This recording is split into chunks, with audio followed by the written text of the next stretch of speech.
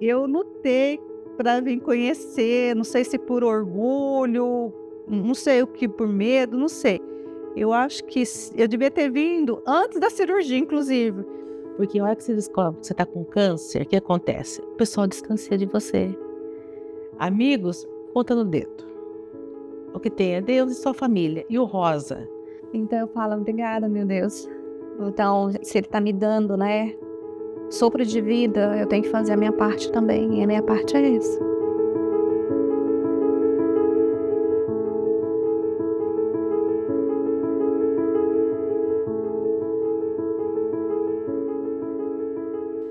Há 24 anos eu passei pela experiência do câncer de mama.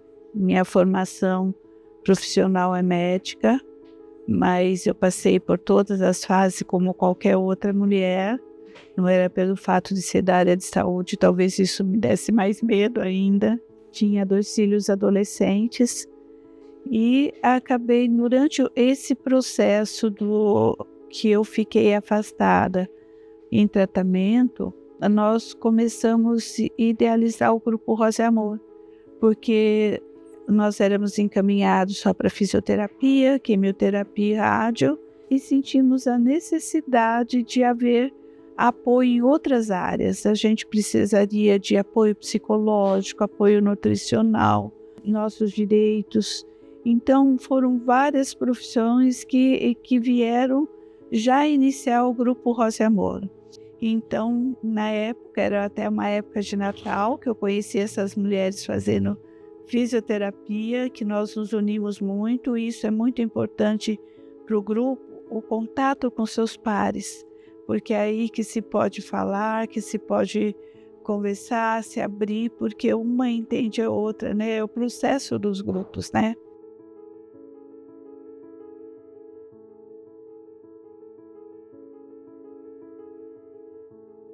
O processo do câncer, ele assusta. Primeira coisa, assusta a pessoa que acabou de descobrir um diagnóstico, porque é uma incerteza. Você pode ter um tratamento tranquilo, como você pode ter vários agravamentos em função desse câncer que você não sabe o estágio que ele está. Eu, como enfermeira, eu navego essa paciente em todas as etapas do tratamento. Então, ela chega para mim com esse diagnóstico e eu, juntamente com ela, a gente enfrenta todas as etapas. Vem todo um diferencial, dependendo do tipo desse câncer que essa paciente tem, é um tipo de tratamento que ela vai fazer. E dentro desse tratamento, eu acompanho essa paciente até esse final desse tratamento. Muitas vezes, elas procuram o Rosa por conta disso. Eu vou atrás, juntamente com a Secretaria da Saúde, para conseguir a vaga dessa paciente para começar o tratamento. No início era só câncer de mama, depois passamos ao acolhimento das mulheres com câncer ginecológico. Atualmente nós atendemos todo tipo de câncer da mulher, além de acolhimento dos cuidadores ou familiares. Atendemos filhos de pacientes e crianças também que perderam a mãe pelo processo do câncer. O trabalho da psicologia aqui no Rosa, nós somos 3 psicólogas, porque a demanda é bem alta.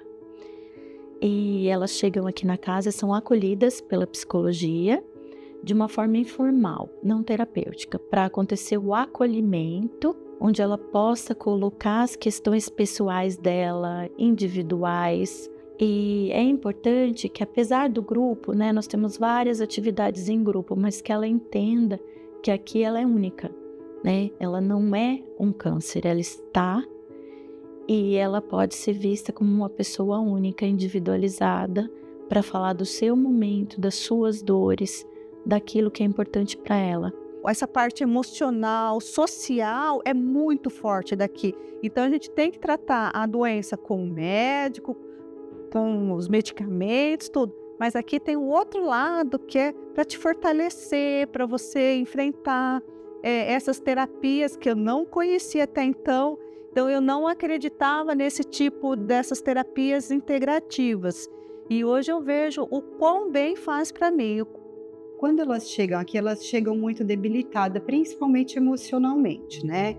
Então, a medicina integrativa vem para fazer esse equilíbrio. Então, a gente trata, faz a proposta de tratamento, a gente analisa, porque a integrativa, ela não busca tratar sinais e sintomas, nós vamos na causa. Por isso que o terapeuta integrativo fala hoje, onde há desequilíbrio emocional, há uma doença. Então, nós vamos atrás de entender o que está acontecendo com o paciente, né? Eu me sinto muito bem, eu falo para você que eu não estaria seguindo hoje se eu não tivesse tido todos esses acompanhamentos, que é o acompanhamento multidisciplinar, né, que se fala. Na oncologia, a gente recebe a medicação, né? Isso é certo. Eu falo, na verdade, que o Rosa teria que existir em cada uma das cidades, porque é uma equipe excelente. Eu falo que o Rosa tem uma equipe excelente, porque são todos especialistas na área. Não são enfermeiros formados com uma graduação só, tem especialização, a físio, a nutricionista, todos são profissionais que trabalham na área da oncologia. Então, as pacientes, elas têm, assim, uma rica vasta ali de equipe multi para atender o que elas precisam no momento. O que eu percebo é que a maioria das pessoas passa uma vida se alimentando, comendo o que gosta, sem dar essa importância, às vezes por falta de conhecimento, né? O que é realmente nutrição? O que esse alimento vai me favorecer em vários aspectos, principalmente durante um tratamento tão prolongado como é o tratamento oncológico. Então, a gente dá esse norte para que elas consigam se alimentar de uma forma melhor, né, com qualidade. Hoje, nós temos aí um custo mensal em torno de R$70 mil. Desse montante, 20% caracteriza a verba pública. E aí, a dúvida, né? Da onde vêm os outros recursos, né? Nós temos o programa da Nota Fiscal Paulista, onde nós temos mais de 40 voluntários que nos ajudam a coletar esses cupons, lançar no sistema, fazer a digitação. E aí a gente vai recebendo os recursos também do bazar, né, onde a gente recebe as doações de roupas, móveis. A gente fala sempre na questão financeira, que é importante e a gente precisa muito, mas tem doadores que trabalham doando o seu tempo, né, voluntários que às vezes ajudam aqui nas terapias. São várias formas de doar. Basta entrar em contato através das nossas redes sociais, que daí tem todas as formas de você contribuir e poder ajudar a instituição.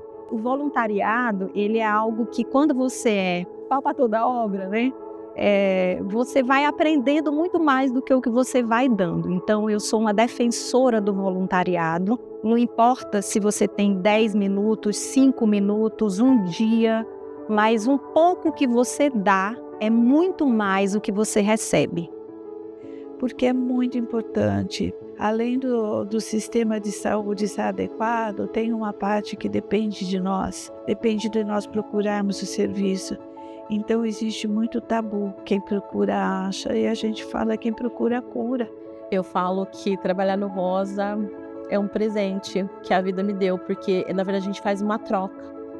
Eu falo para todas as mulheres, eu sempre bato na tecla, meninas, se cuidem, olhem para si. Algo de estranho aconteceu, procura ajuda. É muito gratificante estar trabalhando aqui. Elas agradecem muito pela nova vida, pela nova chance. A gente escuta muito aqui delas, assim, o quanto foi importante poder falar, poder ser ouvida, quanto mudou a situação da vida delas, uma palavra, uma sessão. E a gente vê o crescimento, tanto na questão das usuárias, das assistidas, mas a gente vê também os profissionais estando motivados. Para mim, isso é uma motivação adicional. Então, trabalhar o todo, quando a gente fala o todo, é trabalhar com os familiares, trabalhar com o responsável, e isso para mim está sendo muito gratificante, estar aqui no Rosa hoje. E eu sou muito grata, não desista, é difícil, mas não é impossível. Não fique nervosa, porque parece que o mundo acaba, né? Venha procurar ajuda aqui no Rosa. Então, quem não conhece, que venha para cá, porque aqui você vai encontrar uma segunda família. O Rosa Amor não é um lugar triste, é um lugar que é acolhedor. Aqui seria um grupo de apoio, mas procure o seu sistema de saúde mais próximo e que ela consiga resolver, porque a mulher tem tanto serviço, tanto a fazer. Geralmente ela é a última a se cuidar. Ela se priorize, ela se valorize como uma mulher. que ela é responsável por todo esse acolhimento amoroso da família e muitas vezes da sociedade de amigos. Que as mulheres se juntam num grande círculo de mulheres sábias, amorosas, para o bem de todas.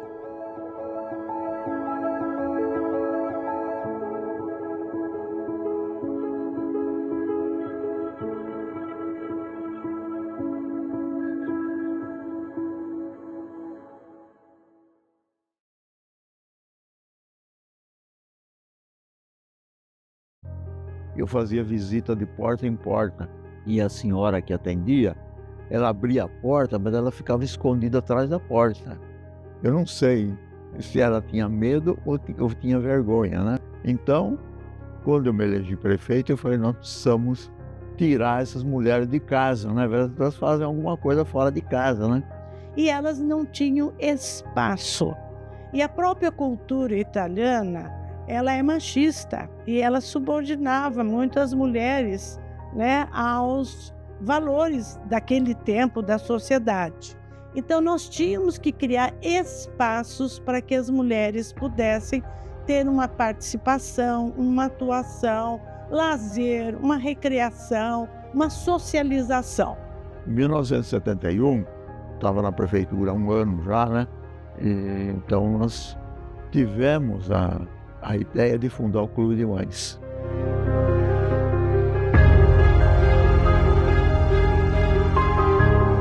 Hoje, aqui na cidade de Valinhos, nós temos 18 núcleos dos clubes de mães, mais ou menos um em cada bairro, não são em todos os bairros, mas bairros que dá para atender alguns outros no entorno. Somos em torno de 400 mães que fazem parte da associação, né?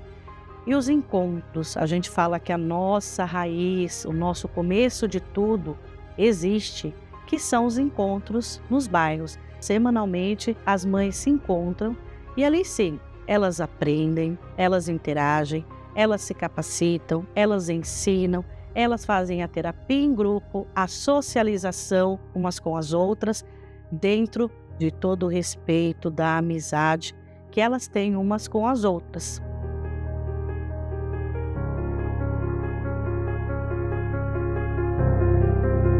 A gente teve que se unir para muitas coisas, né? Muitas situações ele passou, por exemplo, para estar num prédio como esse, no centro da cidade. Foi um trabalho em conjunto das mulheres, eu posso dizer, uma luta e uma conquista, porque é um prédio, esse que hoje que é o Centro de Artesanato, era uma antiga delegacia, então assim, elas tiveram que pedir, correr atrás, elas tiveram que, na época, né, legalizar o Clube de Mães, transformando ele, então, de movimento de Clube de Mães para uma associação dos Clubes de Mães. Por aí que elas criaram força, né, juridicamente, para ter esse espaço que tem hoje. Os clubes de mães têm grande participação, atividade na comunidade das mulheres, né, das senhoras, né, porque elas conseguiram um local para fazer uma reunião, para trocar experiência de trabalho. Então isso foi muito importante para as senhoras, elas cresceram, se desenvolveram, né? Você, a partir dessa convivência, você percebe que todo mundo tem problema, né? E as pessoas que eu trabalhei, cada uma tinha uma criação diferente, uma formação diferente. Então, pessoas idosas, às vezes você tinha assim, uma dificuldade de se entrosar bem, né? Mas eu sempre procurei ouvir, né? Ouvir o que elas tinham para falar. E eu tenho certeza que o que eu falei ajudou muitas delas. Na verdade, eu vejo o Clube de Mães como uma necessidade para a cabeça. Isso mental, assim, muitas, mas muitas que hoje ainda estão no Clube de Mães vieram por ordem médica, né? Depressão, angústia, um monte de coisa. Vamos fazer alguma coisa. Se embrenhou no Clube de Mães e hoje estão muito bem, né?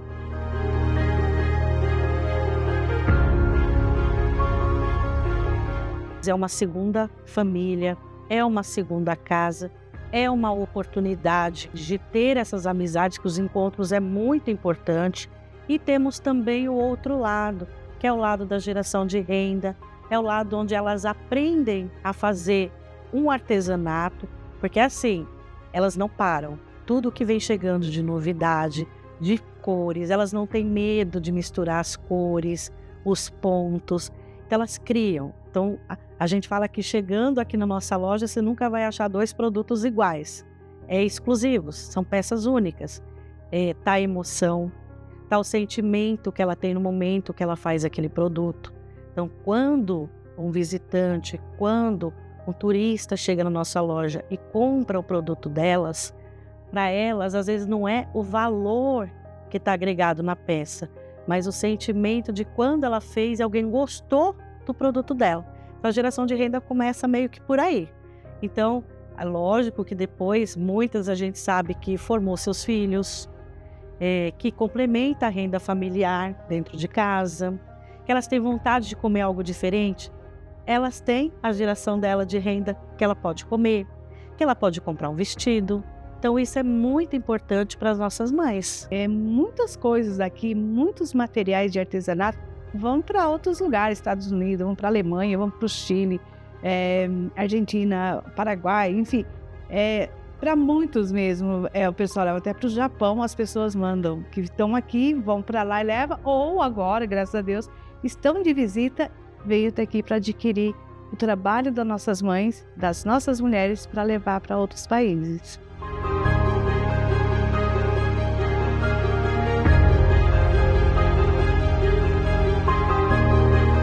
Hoje em dia, as mulheres estão vivendo muito mais, né? Elas estão chegando na faixa de 80, 90 anos. E o que aconteceu? As mulheres, elas não têm a carteira assinada. Então, o CEAR, o Centro de Artesanato, o Clube de Mães, passou a ser para elas uma alternativa, né, de renda, de trabalho. E esse trabalho em conjunto, com todas trabalhando juntas, levou, em 2012, a conquista do prêmio Mulheres de Negócio do Sebrae, que nos alegrou muito, porque trabalhar o desenvolvimento da mulher, né, ao que o Clube de Mães traz para ela, é um recomeço mesmo, um fortalecimento delas, né, para que elas possam achar o caminho, tanto na convivência, que eu prezo muito isso, mas como na minha conquista do seu espaço, da sua liberdade de ir e vir e ter aí uma vida mais alegre. E eu acho que o movimento de Clube de Mães é isso, essa troca de experiência, esse envolvimento, os eventos que ainda continua tendo, né? As reuniões, nos ajuda muito. E foi muito bom fazer parte desse movimento. E esse é o espaço para ela se conhecer, para conhecer os outros e ela exercer a empatia. Então o Clube de Mães é isso. Foi essa a intenção, de tirar as mulheradas de casa para poderem usar a cabeça para outras coisas, sem ser marido, filho, roupa, e etc, etc. E funcionou, e funciona até hoje. A gente é uma associação sem fins lucrativos. A gente também tem muitas mães que às vezes não têm condição de comprar ou uma linha, ou um guardanapo, algum produto para poder fazer o seu artesanato. Nós estamos aqui, trabalhamos no horário comercial, estamos com a loja atendendo no horário comercial. Se tem alguma doação de produtos artesanais, podem fazer, porque a gente destina para as nossas mães que mais precisam. O nosso CEAR, assim como o nosso pavilhão, às vezes eles também precisam de manutenções, porque todo produto que está aqui dentro é integralmente das associadas. Então ela vende o produto dela, o dinheirinho, a venda é dela. Então se tem alguém que queira fazer alguma doação, que queira dar algum benefício à associação, pode estar procurando a nossa diretoria, que a gente recebe essa doação. Muito bem-vinda.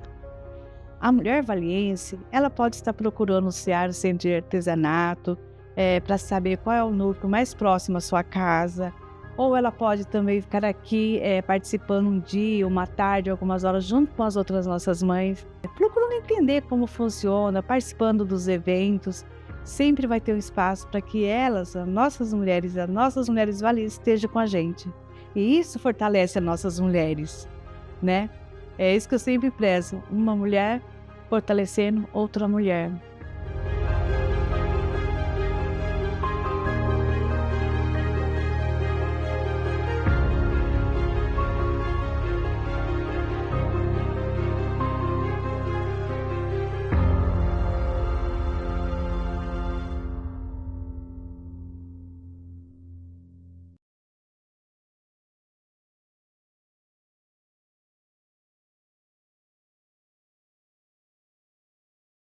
A gente trabalha com quebra de preconceito, a gente trabalha com a inclusão da pessoa na sociedade, com o suporte pedagógico escolar, né, no sentido de auxiliar, e também a orientação da família. Né? Quando chega aqui uma família que às vezes nem tem o diagnóstico fechado, ou às vezes tem algum problema muito sério, né? Às vezes a gente não atende só a criança, a gente atende toda a família para dar o suporte, para que essa família possa dar o suporte para a pessoa com deficiência.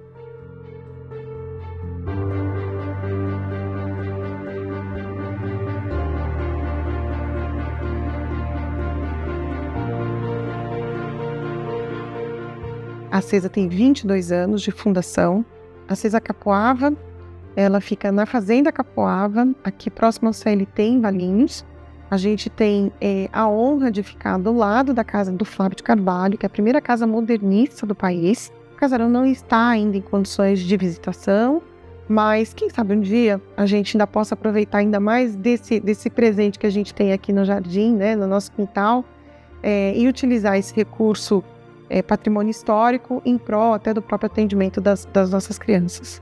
A CESA é uma instituição que atende pessoas com deficiência e nos últimos anos o foco da instituição tem sido o atendimento do autismo, apesar de nós atendermos deficiência auditiva, deficiência múltipla e outras deficiências.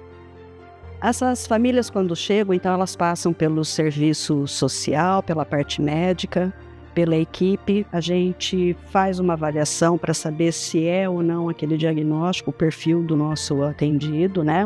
Um público-alvo daqui da CESA. E aí, a partir disso, a gente já traça também um plano terapêutico, né? Individualizado para cada uma dessas crianças.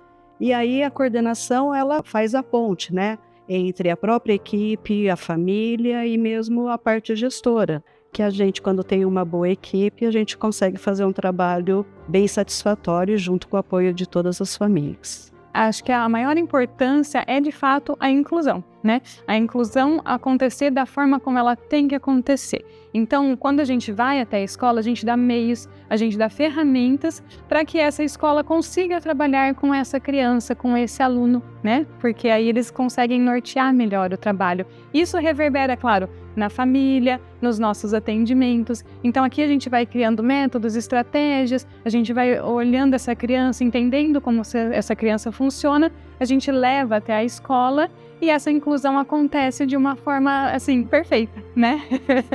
Principalmente a socialização, né? Tem habilidades básicas que eles preenchem e a gente acaba estimulando, e as habilidades sociais.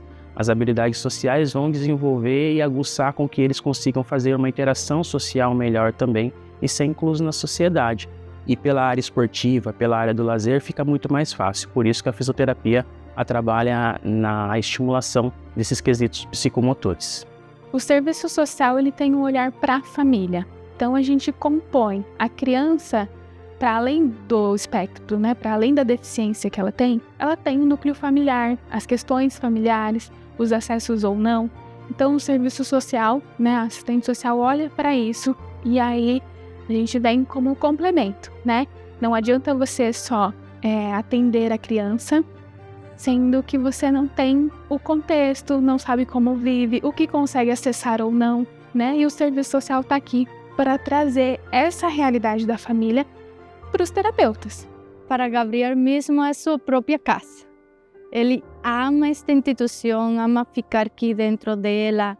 E para nós como padre é o melhor que aconteceu a gente, porque a gente não sabia que ele era autista, aunque fui a fazer atendimentos em ele quando ele tinha 3 anos em Cuba. Não dava certo, não deu certo. E chegar aqui, pouquinho a pouco, deu tudo certo. Nós fomos acolhidos, não só o Daniel, que com as terapias, mas eu, como mãe, eu fui acolhida também. O Daniel foi a primeira pessoa autista que eu conheci. E daí, tendo o diagnóstico do Daniel, eu fiquei sabendo, quando ele teve a triagem dele, que o pai dele é autista e o pai dele não tem diagnóstico. Então, daí eu fui entendendo melhor a situação, eu estudo, eu leio bastante. Quando eu tenho dúvidas, eu pergunto aqui para o pessoal da CESA, que está sempre pronto para ajudar, tanto nos direitos que ele tem, que eu tenho que ir atrás, como que eu posso responder da melhor maneira para ele, como eu vou responder para ele, é como ele vai ver aquela situação, para ele ficar bem. O Hector é PC, é considerado como paralisia cerebral, ele é cadeirante. A CESA, o acolhimento, todo esse cuidado, tanto do pessoal da equipe, não só ajudou na parte do cuidado dele realmente nesses anos, mas tudo aquilo que o Hector conseguiu, tudo aquilo que o Hector desenvolveu, todo o crescimento do Hector, toda aquela melhora de vida que nós tivemos, foi graças à CESA. Porque a CESA, por muitos anos, não só apenas cuidou do Hector, a CESA em si deu segurança para deixar o Hector aqui, para que eu pudesse trabalhar, para que eu pudesse buscar uma qualidade de vida melhor também. A família em si, quando descobre uma deficiência, quando descobre que a criança tem alguma limitação, algo assim, ela meio que reluta. E ela entra num luto onde ela não consegue sair sozinha sem apoio. E isso é um suporte que a CESA sempre ofertou. Porque se você cuida só da criança e não dá o apoio, o suporte para essa família não vai estar pronta, preparada para cuidar daquele que realmente precisa. Então precisa cuidar de quem cuida. E às vezes, para você bancar um projeto, você precisa do recurso próprio. Então é de fundamental importância que a comunidade nos ajude, né? E ela pode nos ajudar de diversas formas, né? Financeiramente, é através da Nota Fiscal Paulista, nós temos o nosso bazar, nós temos também, ou contribuindo até, né? Por exemplo, de doação de roupas, que você fazer um desapega nas roupas que você já não usa mais, e aí reverter isso tudo para a gente no bazar. Então nós temos o bazar, temos também a venda das pizzas, que normalmente a gente faz, a festa junina, e que aí você pode ajudar dessa maneira. Eu acho que todo voluntariado, ele faz crescer não só a instituição, mas também a sociedade como um todo. Por consequência, as empresas têm funcionários engajados, então é toda uma cadeia, não é só a parte social, mas a parte econômica e desenvolvimento das famílias também. Eu acho que toda a sociedade ganha. É por isso que a gente se dedica. E aqui na CESA tem algo muito legal. Você vê o resultado muito rápido. Às vezes aquele evento, aquela festa junina, aquela pizza, ela vai pagar os custos dali 2, 3 meses. E eles têm uma gestão muito transparente, feita por pessoas assim, que realmente são apaixonadas, responsáveis, profissionais. Então você vê a liquidez do negócio ali de imediato. Para mim isso é uma grande conquista. Eu, como gestora da entidade, essa é uma grande preocupação da gente manter a transparência e mostrar que o recurso que o doador que está acreditando no nosso trabalho traz para nós, a gente retoma isso com o atendimento das crianças, fazendo da melhor forma a utilização do recurso dele. O que eu falo para as pessoas, que eu diria para as pessoas que não têm essa vivência na própria pele, é se informar, é olhar o outro com empatia. A nossa vida não é só dentro de 4 paredes, ali dentro, fechou a porta e já era, não. A gente tem um mundo acontecendo. Eu acho que melhor a parte da ciência, parte de conhecimento, a gente está descobrindo mais cedo. Então a gente precisa se envolver, a gente precisa olhar o outro, a gente precisa cuidar do outro.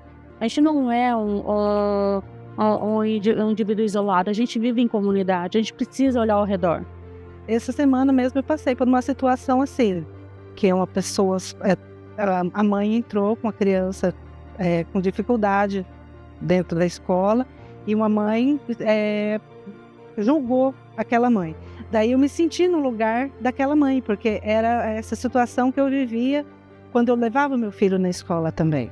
Então eu quero que as pessoas conheçam mais, tenham empatia pelas outras famílias. Quando vê uma situação assim, se aproxima, pergunta, tá tudo bem? Porque a mãe não tá bem. ela está ali demonstrando uma segurança ali para seu filho ou filha ficar bem, mas internamente ela não está bem. O filho dela estando bem, ela vai estar bem. É difícil mesmo, porque as demais pessoas confundem a essas crianças e creem que é uma conduta dele errada, que então não é assim mesmo. É uma condição que têm as crianças. Os pais têm que ajudar a ele emocionalmente. Eu acho que todas as pessoas deveriam apoiar a eles muito mais, compreender a eles muito mais, porque eles melhoram seu estado emocional, sua alegria, todo para eles significa. E para como pai que tratem a filho bem, é muito melhor. Mas a maior conquista são as crianças, né? A gente poder acompanhar, poder orientar, poder dar uma possibilidade, né? Mesmo ela numa condição muito limitada, mas dar uma condição de felicidade para essa criança, é a nossa principal conquista aqui dentro da entidade. A missão da CESA Capoava é prestar um serviço de amor incondicional, de cidadania. Seus colaboradores acreditam no ser humano, em suas infinitas possibilidades, em sua capacidade de transformar e transcender toda e qualquer condição de vida.